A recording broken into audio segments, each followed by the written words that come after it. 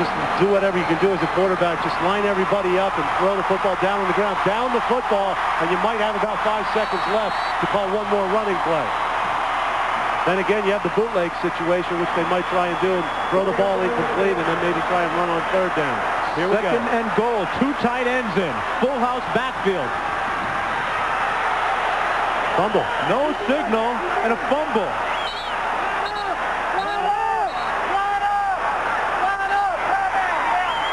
The clock is running. The clock is running. Officials have to set the football here. And time runs out on Auburn. Time runs out. That's it. What a bizarre ending to this football game. There was a fumble on that play, but the officials should call timeout and take an official timeout. They couldn't unstack the pile. And the ball lay there as the clock wound down. But for 15 seconds, you normally see officials wave their hands over their heads to determine just exactly what's going on, and that's an official timeout. That probably should have happened in that situation. As we say, Ray Goff and Pat Dye talk right now, and oh, the disappointment on Pat Dye's face. The Auburn drive dies at the 1-yard line. People are standing on their feet with their mouths open. They can't believe the way this game has ended. They are in stunned silence, and they're not leaving. Nobody's leaving. They want the officials to rectify this thing. And I really have to question what happened there with the officiating. I believe that there's a situation where they could have called an official timeout to at least unwind the bodies and figure out who had the football. And you know for a fact, John, that Georgia players were going to be very slow to get off of that ball. That they were. That they were, and that they did, and they're well coached in that regard. They knew what to do, but what a bizarre end. Look at Ray Goff. I mean, he doesn't know what happened. Hyperventilating. Stan White, with a yeoman effort this afternoon, he played his heart out. And to see the game die on the 1-yard line and end in a graveyard at the 1-yard line is just heart-wrenching. I mean, the atmosphere here is almost surreal. People are just, look at them. People are standing, they're shocked, they're dismayed, they're disappointed. They really don't understand how this game could have ended the way it has. It's almost as if they want to stay here and wait until the players are brought back out on the field, but it won't happen. It's a final.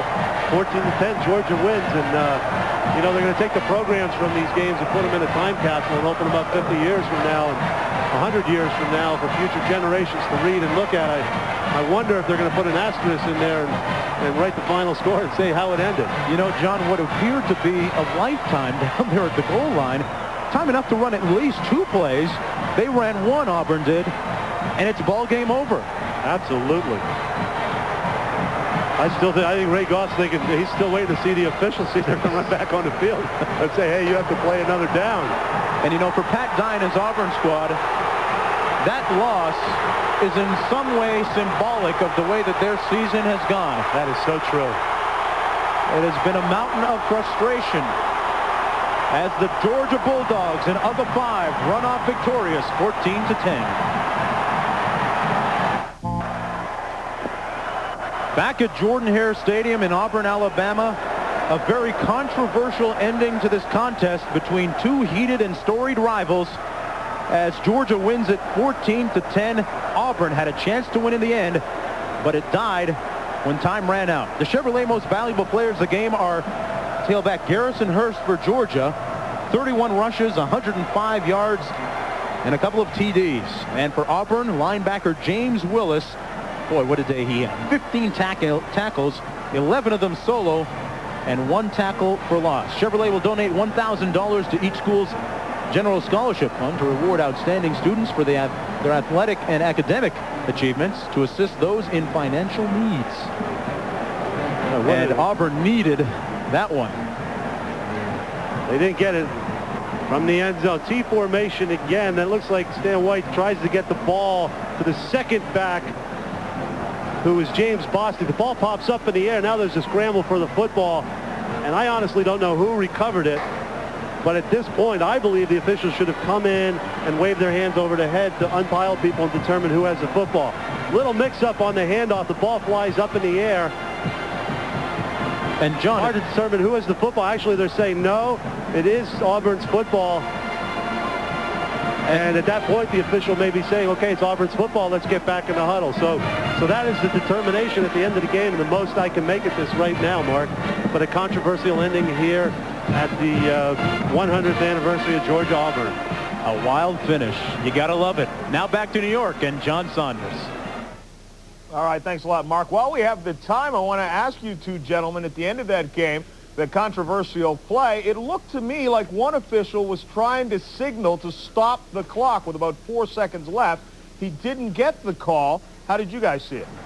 Well, I thought the same thing, John. There had to be at least 8 or 9 seconds at the time of the pileup on the goal line, but the clock just kept running. From our vantage point, I wasn't able to see either of the officials making a motion to stop the clock, and indeed it kept running. If you'll notice, you saw the head linesman come in and point to the ground to say the ball's down. It is second down, and in that case the clock would run. But other officials were perhaps not sure who had the football at that point, and then they would call an official timeout to determine who had possession of the football. All right, 14-10 either way, though, John. All right, gentlemen, thank you very much. And Georgia gets the win on this one. Controversial at the end of the game, although Pat Dye really did not argue too much about this play. The fumble by Auburn on the 1-yard line. It is Auburn's football as they recover, but the clock continues to run. Ray Goff, you can see, saying to his Georgia Bulldog football team, stay down, because the clock is running, and he's going to get out of this game without Auburn having a chance to run another play. No timeout left, and as a result, the officials never stopped the clock. It did look as though one of them was trying to stop it with about 3 or 4 seconds left. The clock runs out. Stan White, you can see, with his complaints to the official, but it's not enough. Auburn, a drive that goes to the 1-yard line, and they do not manage to get it across. Georgia right now with just a half-game lead over Florida in the SEC East. Keep in mind, however, that they are done. Florida has a chance to win that with a victory against Vanderbilt because they're both tied in the loss column, and Florida has beaten Georgia earlier this year.